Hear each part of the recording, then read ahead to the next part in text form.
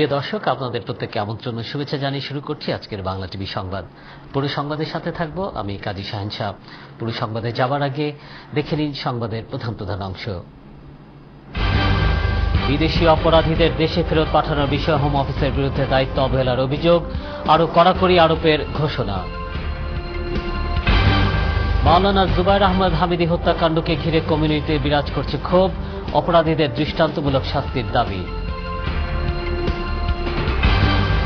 সড়ক মহাসড়কের ১৪৪টি স্থানকে দুর্ঘটনাপ্রবণ ব্ল্যাক স্পট চিহ্নিত করে দ্রুত সংস্কার করা হবে বললেন যোগাযোগ মন্ত্রী ওবায়দুল কাদের। লিমনের পায়ে গুলির ঘটনাকে দুর্ঘটনা বলে দাবি করলেন স্বরাষ্ট্র প্রতিমন্ত্রী। র্যাবের কেউ জড়িত থাকলে ব্যবস্থা নেওয়ার ঘোষণা। এবং হংকংয়ে সরকারের সঙ্গে ছাত্র নেতাদের আলোচনা ব্যর্থ, সরকারি বাসভবন অভিমুখে বিক্ষোভ মিছিল করেছে ছাত্ররা।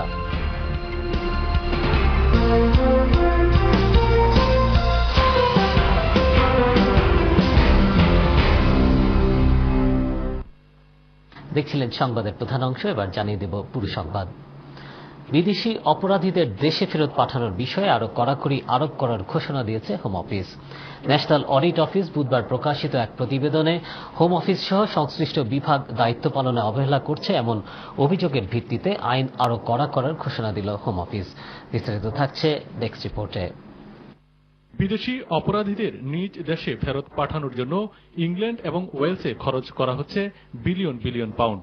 কিন্তু বুধবার ন্যাশনাল অডিট অফিস প্রকাশিত রিপোর্টে বলা হয়েছে অর্থ খরচের তুলনায় ফলাফল শূন্য। দেখা যাচ্ছে ২০০৬ সাল থেকে ২০১৪ সাল পর্যন্ত জেলে থাকা বিদেশি অপরাধীর সংখ্যা প্রায় সমান, বরং ২০০৬ সালে অপরাধীদের দেশে ফেরত পাঠানোর জন্য কাজ করতেন ১০০ জন অফিসার, সে হার ২০১৪ সালে বেড়ে দাঁড়িয়েছে ৯০০ জনে। কিন্তু ২০০৮ সাল থেকে ২০১৪ সালের মধ্যে অপরাধীদের ফেরত পাঠানোর চিত্র খুব বেশি আশাব্যঞ্জক নয়। অডিট অফিসের প্রকাশিত এই প্রতিবেদন মতে home office, police, ministry of justice এবং প্রিজন সার্ভিস কার্যত স্থবির হয়ে পড়েছে। ফলে হোম অফিস বিদেশি অপরাধীদের দেশে ফেরত পাঠানোর বিষয়ে নতুন আইন প্রয়োগের ঘোষণা দিয়েছে। এর আওতায় অপরাধীদের আপিলের সুযোগ কমিয়ে দেওয়ার সিদ্ধান্ত নেওয়া হয়েছে। It's also this issue of the appeals merry-go-round. That's time consuming, that's labour intensive, and it is costly as well. And that is precisely why we are addressing this through the Immigration Act. তবে সমস্যা সেখানে নয়। National audit office প্রতিবেদনে বলেছে নিজ দেশে ফেরত পাঠানোর জন্য তালিকাভুক্ত প্রায় ৮০০ অপরাধী কোথায় আছে কেউ জানে না। The Home Office doesn't know where they are. And of that 760, 395 had been missing since 2010, of which we found 58 were serious or high harm offenders. Audit অফিসের অভিযোগ ইমিগ্রেশন চেক ঢিলেঢালাভাবে চলছে বলে অনেক অপরাধী ব্রিটেনে প্রবেশ করছে। প্রবেশ করার সময় অপরাধীদের চিহ্নিত করা সম্ভব হলেই সহজেই তাদের দেশে ফেরত পাঠানো যায় বলে মনে করেন ন্যাশনাল অডিট অফিস, যার মাধ্যমে বছরে ৭০ মিলিয়ন পাউন্ড বাঁচানো সম্ভব বলেও মত দিল জাতীয় এই প্রতিষ্ঠান। Milton Rahman, desk report, Bangla TV. লিঙ্কনশায়ারের গ্রিমসবে শহরে মাওলানা জুবায়ের আহমেদ হামিদি হত্যাকাণ্ডকে ঘিরে কমিউনিটিতে ক্ষোভ বিরাজ করছে। এই হত্যাকাণ্ডের সাথে জড়িতদের গ্রেফতারের দাবি জানিয়েছেন কমিউনিটির নেতারা। এ লক্ষ্যে আন্দোলনের ডাক দিলেন তারা। বিস্তারিত জানাচ্ছেন রেজাউল করিম মৃধা। কমিউনিটির পরিচিত মুখ এসেক্সের ক্লাকটন অনসির বাসিন্দা মাওলানা জুবায়ের আহমেদ হামিদি দুষ্কৃতিকারীদের হাতে লিঙ্কনশায়ারের গ্রিমসবে শহরে গত সোমবার রাতে খুন হওয়ার খবর কমিউনিটিতে ছড়িয়ে পড়লে এ নিয়ে ক্ষোভ বাড়তে শুরু করে।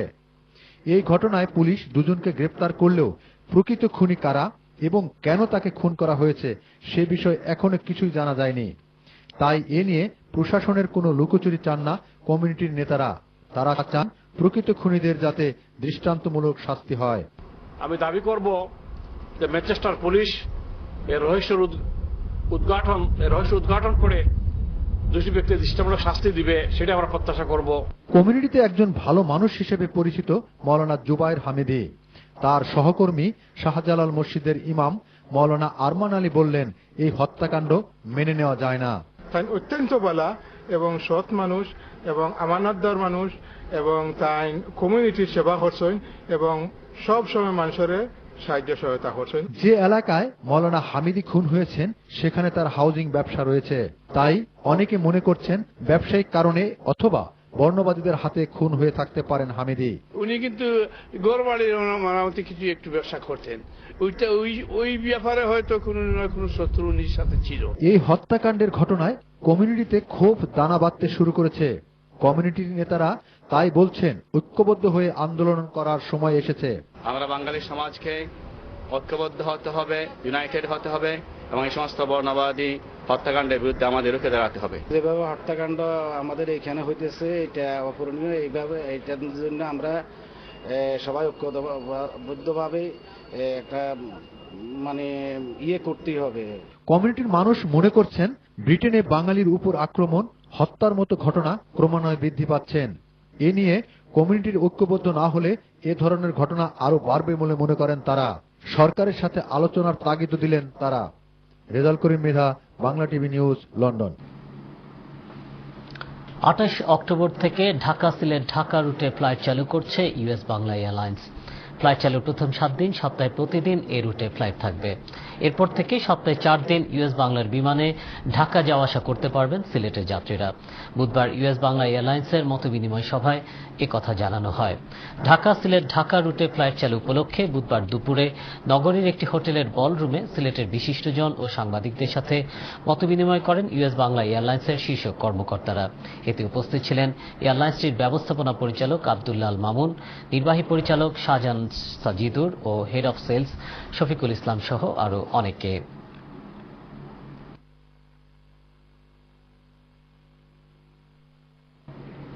সড়ক মহাসড়কের 144টি স্থানকে দুর্ঘটনাপ্রবণ ব্ল্যাক স্পট হিসেবে চিহ্নিত করে সেগুলো দ্রুত সংস্কারের কথা জানালেন যোগাযোগ মন্ত্রী ওবায়দুল কাদের। নিরাপদ সড়কের দাবিতে কাকরাইলে মিছিলে যোগ দিয়ে একথা জানালেন তিনি। আর নিরাপদ সড়ক চাই আন্দোলনের চেয়ারম্যান ইলিয়াস কাঞ্চন দুর্ঘটনা রোধে সরাসরি হস্তক্ষেপ চাইলেন প্রধানমন্ত্রীর। বিস্তারিত থাকছে রিপোর্টে। দুর্ঘটনা রোধ ও মানুষের যাতায়াত নির্বিঘ্ন করতে প্রতি বছর 22 অক্টোবরকে নিরাপদ সড়ক দিবস নামে পালন করে নিরাপদ সড়ক চাই নিশচা আন্দোলন। দিবসের শুরুতেই সংগঠনটির কার্যালয়ের সামনে থেকে র্যালি বের করা হয়। এতে অংশ নিয়ে সড়ক পরিবহন ও সেতু মন্ত্রী জানান, জনসচেতনতা এবং আইনের শাসন প্রতিষ্ঠা ছাড়া দুর্ঘটনা রোধ সম্ভব নয়। এখন আমি ব্ল্যাক স্পটগুলো প্রতিনিয়ত ভিজিট করছি এবং ভিজিট করে এগুলো অ্যাড্রেস করার জন্য প্রয়োজনীয় ব্যবস্থা নিচ্ছি। অনতিবিলম্বে আমরা টেন্ডার করছি।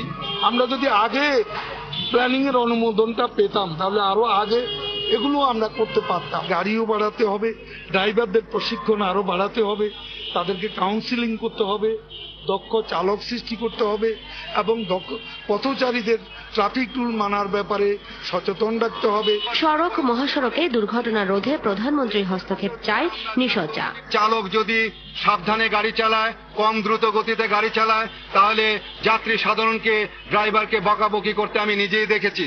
এই কাজটি আপনারা কেউ করবেন না। র্যালি শেষে শহীদ মিনারে সংক্ষিপ্ত সমাবেশ অনুষ্ঠিত হয়।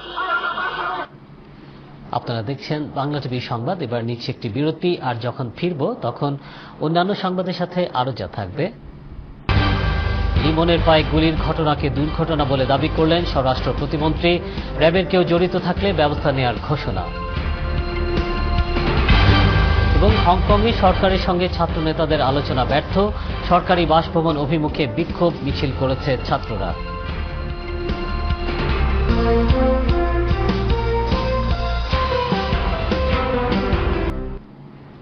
বিরতির পর আবার আমন্ত্রণ বাংলা টিভি সংবাদে। আপনাদের সঙ্গে রয়েছে আমি কাজী শাহিন শাহ। জানিয়ে দিব বাংলাদেশ প্রসঙ্গ। লিমনের পায়ে গুলির ঘটনাকে দুর্ঘটনা বলে দাবি করলেন স্বরাষ্ট্র প্রতিমন্ত্রী। বুধবার সচিবালয়ে সাংবাদিকদের সাথে আলাপকালে এ দাবি করে তিনি বলেন, র্যাবের কেউ ইচ্ছাকৃতভাবে এটা করে থাকলে প্রচলিত আইনে ব্যবস্থা নেওয়া হবে। বিস্তারিত থাকছে রিপোর্টে। চলমান রাজনৈতিক পরিস্থিতি সহ আলোচিত কিছু বিষয়ে স্বরাষ্ট্র প্রতিমন্ত্রী কথা বলেন সাংবাদিকদের সঙ্গে।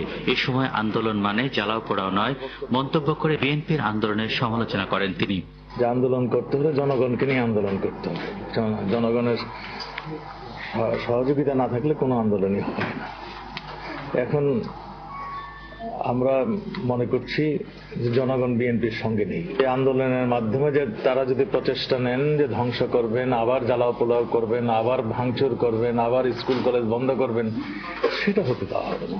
ঝালকাঠি লিমনের গুলি প্রসঙ্গে প্রতিমন্ত্রী জানান, র্যাবের কোনো সদস্য ইচ্ছাকৃতভাবে এই ঘটনায় জড়িত নয়।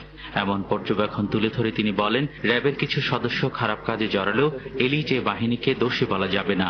একজন কুখ্যাত দুষ্কৃতিকারীকে রেইড করতে যেয়ে মানে এই অ্যাক্সিডেন্টটা হয়েছে। তাকে যখন গুলিবর্ষণ করে সেই দুষ্কৃতিকারী, তখন দুর্ভাগ্যক্রমে লিটন কাছে দাঁড়িয়ে ছিল এবং তার গায়ে লেগে গিয়েছে। এটা একটা নিছক দুর্ঘটনা ছিল।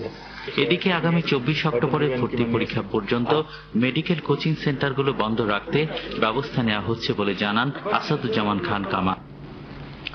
সিলেট মহানগরীর আইন শৃঙ্খলা রক্ষায় সাংবাদিকদের সর্বাত্মক সহযোগিতা চাইলেন সিলেট মহানগর পুলিশের নবাগত কমিশনার মোহাম্মদ কামরুল হাসান।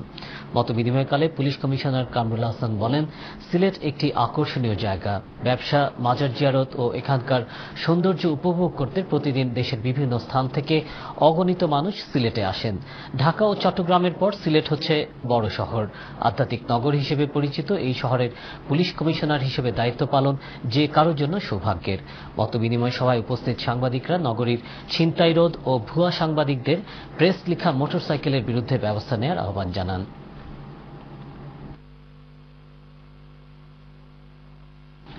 আগামী 13 নভেম্বর বর্ণাঢ্য আয়োজনের মধ্য দিয়ে ঐতিহাসিক আলেকজান্ডার প্যালেসে অনুষ্ঠিত হতে যাচ্ছে বাংলা মিরর গ্রুপের প্রকাশনা ব্রিটিশ বাংলাদেশি হুজুর অ্যাওয়ার্ড বিতরণী ও প্রকাশনা এবং প্রথম ইংরেজি দৈনিক অনলাইন পোর্টাল সিলেট মিররের উদ্বোধনী অনুষ্ঠান। এই উপলক্ষে 21 অক্টোবর পূর্ব লন্ডনের লন্ডন মুসলিম সেন্টারের সেমিনার হলে মিট দ্য প্রেস অনুষ্ঠানে এই তথ্য জানান হুজুর সম্পাদক তরুণ barrister Sadat Karim. Canary Wharf গ্রুপের head of community affairs Zakir খানের পরিচালনায় সংবাদ সম্মেলনে বক্তব্য রাখেন বিমান বাংলাদেশ এয়ারলাইন্সের country manager Atika Rahman Chishti, Bangla Mirror পত্রিকার chairman K M Abu Taher Chowdhury, হুজুর প্রধান সম্পাদক আব্দুল করিম গনি সহ আরও অনেকে।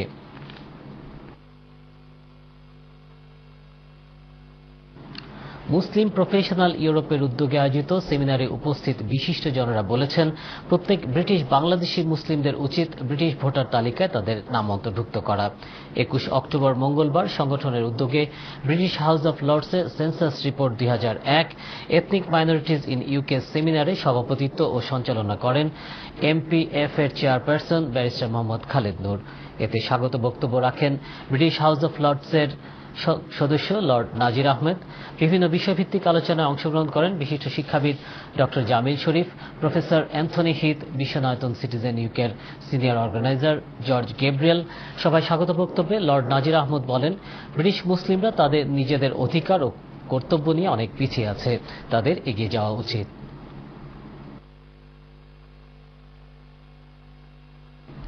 Dewanbazar Abdur Rahim high school and college development committee ইউকের উদ্যোগে স্কুলের আজীবন দাতা সদস্য বদরুল ইসলামের সম্মানে এক সংবর্ধনা অনুষ্ঠানের আয়োজন করা হচ্ছে।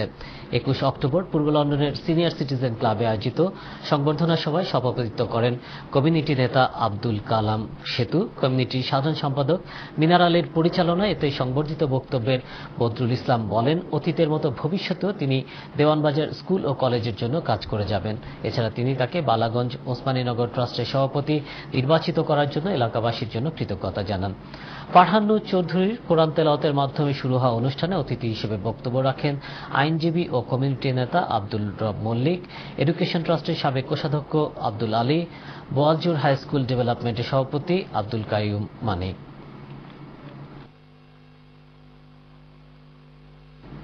শিশু কিশোরদের মধ্যে দেশীয় সংস্কৃতির বিকাশের লক্ষ্যে মাদ্রিদে অবস্থানরত মহিলাদের সমন্বয়ে গঠিত ভাবিজের উদ্যোগে এক বনভোজন ও আনন্দ উৎসব পার্কে রিও দে মানছানাতে অনুষ্ঠিত হয়েছে।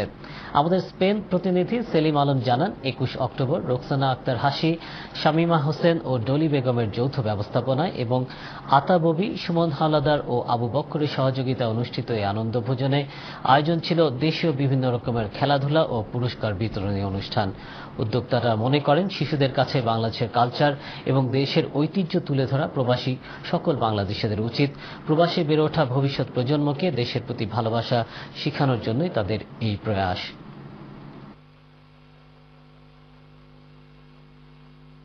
বাংলাদেশ জাতীয়তাবাদী দল বিএনপির প্রতিষ্ঠাবার্ষিকী ও ঈদ পুনর্মিলনী সভা করেছে ইতালির বলোনিয়া বিএনপি। বলোনিয়া বিএনপির সভাপতি মমিনুল ইসলাম মুমিনের সভাপতিত্বে সাধারণ সম্পাদক আব্দুল করিমের পরিচালনায় বক্তারা বলেন, শেখ হাসিনার সরকারের দুঃশাসন ও মানবাধিকার লঙ্ঘনের ঘটনা এখন নৈমিত্তিক ব্যাপার হয়ে দাঁড়িয়েছে। সভায় বক্তব্য রাখেন বলোনিয়া বিএনপির সিনিয়র সহসভাপতি রিঙ্কু খান, বিএনপির প্রতিষ্ঠাতা আহ্বায়ক লুৎফর রহমান আলম, প্রতিষ্ঠাতা সভাপতি রফিকুল ইসলাম আলম সহ আরো অনেকে। আলোচনা সভা শেষে বলোনিয়া বিএনপির কার্যকরী কমিটির মেয়াদ পূর্ণ হওয়ায় নতুন কমিটি গঠনের লক্ষ্যে লুৎফর রহমানকে আহ্বায়ক করে 15 সদস্য বিশিষ্ট একটি আহ্বায়ক কমিটি গঠন করা হয়।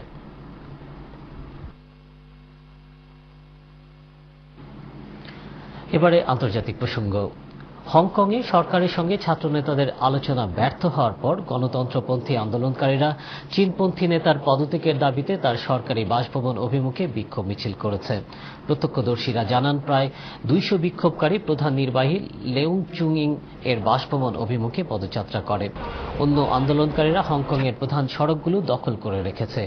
পূর্ণ গণতন্ত্রের দাবিতে প্রায় 1 মাস ধরে উত্তাল হংকং। 2017 সালে প্রথমবারের মতো ভোটের মাধ্যমে নিজেদের নেতা নির্বাচন করার সুযোগ পাবে হংকংয়ের নাগরিকরা। তবে নির্বাচনের প্রার্থী বাছাই করে দেবে চীন। চীনের এই প্রার্থী বাছাই করে দেওয়াতেই আপত্তি গণতন্ত্রপন্থীদের। তারা উন্মুক্ত মনোনয়নের সুযোগ চাইছে।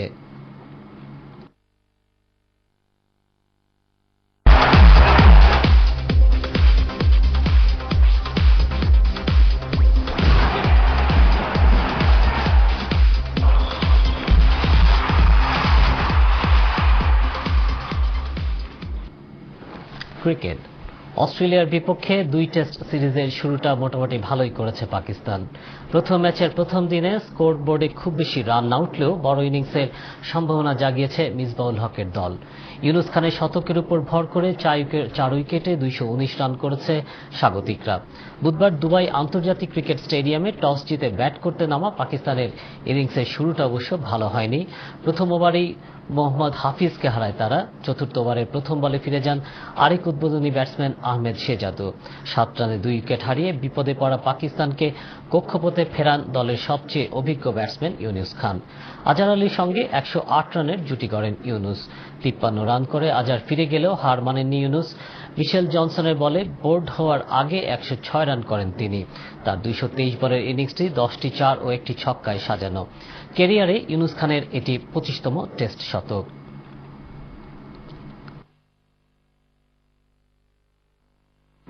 ফুটবল। ব্রিটেনে সফররত বাংলাদেশের সাবেক কৃতি ফুটবলারদের সংগঠন সোনালী অতীত বাংলাদেশের সম্মানে লন্ডনে অনুষ্ঠিত হয়ে গেল এক নৈশভোজ ও সাংস্কৃতিক অনুষ্ঠান। সোনালী অতীত ইউকের উদ্যোগে আয়োজিত বর্ণাঢ্য এই অনুষ্ঠানে যোগ দেন কমিউনিটির বিভিন্ন স্তরের গণ্যমান্য ব্যক্তিবর্গ। পূর্ব লন্ডনের রয়্যাল রিজেন্সি হলে আয়োজিত অনুষ্ঠানে সোনালী অতীতের সাবেক ফুটবলাররা তাদের অতীত স্মৃতি রোমন্থন করে ব্রিটেন ও বাংলাদেশের সাথে ফুটবলের মাধ্যমে সেতুবন্ধন রচনা করার ব্যাপারে গুরুত্ব আরোপ করেন। অনুষ্ঠানের প্রধান অতিথি হিসেবে উপস্থিত থেকে খেলোয়াড়দের হাতে ক্রেস্ট তুলে দেন রোশনা আলী এমপি। শুরুতে স্বাগত বক্তব্য রাখেন সোনালী অতীত ইউকের ফাউন্ডার প্রেসিডেন্ট আনোয়ার আলী। এছাড়া অন্যান্যের মধ্যে বক্তব্য রাখেন সোনালী অতীত বাংলাদেশের কৃতি ফুটবলার শেখ মোহাম্মদ আসলাম, স্পিকার আব্দুল মুকিত চুন্নু এমবিই, বাফুফের বায়েজিদ আলম জুবায়ের দীপু ও কাউন্সিলর সিরাজুল ইসলাম সহ আরো অনেকে।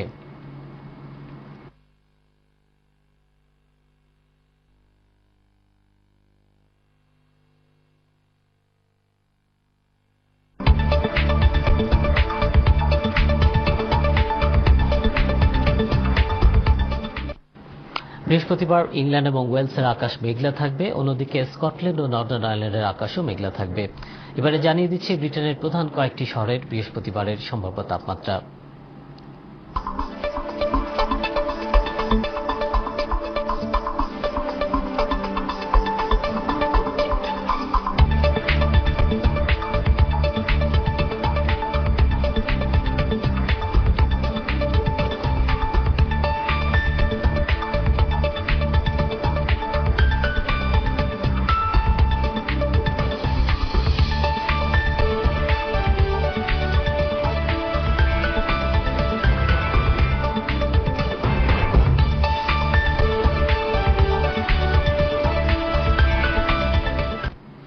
এরই সাথে শেষ করছি আজকের বাংলা টিভি সংবাদ। তবে শেষ করার আগে আবারও জানিয়ে দিচ্ছি সংবাদের প্রধান অংশ।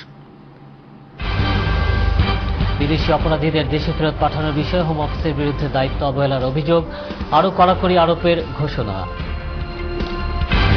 মাওলানা জুবায়ের আহমেদ হামিদি হত্যাকাণ্ডকে ঘিরে কমিউনিটিতে বিরাজ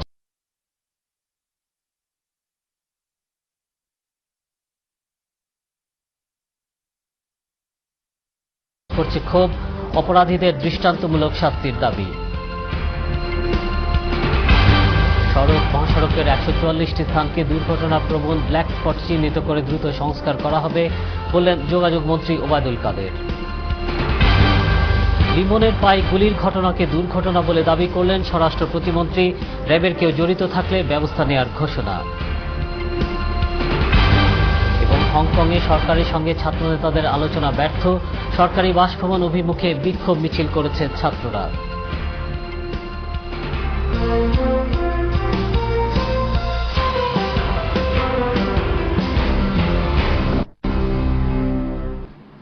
এতক্ষণ বাংলা টিভি সংবাদ দেখার জন্য আপনাদের সবাইকে ধন্যবাদ জানিয়ে আজকের মতো এখানেই বিদায় নিচ্ছে।